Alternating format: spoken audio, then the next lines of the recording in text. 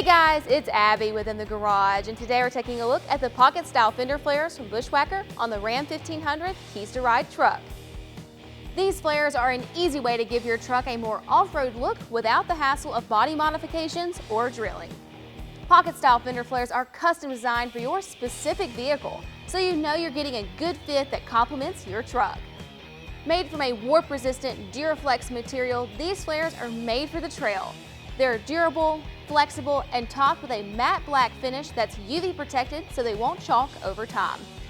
You don't have to worry about these flares clashing with your truck because the design complements OE style, plus works with oversized tires and high clearance lifts.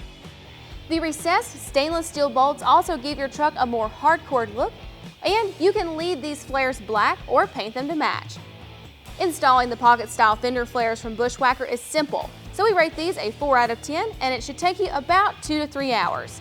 Bushwacker's pocket style fender flares are made in the USA and backed by a limited lifetime warranty.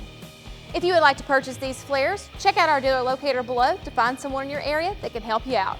And if you have any questions or comments, be sure to leave those below because we'd love to hear them. Thanks so much for joining us on this episode of In the Garage.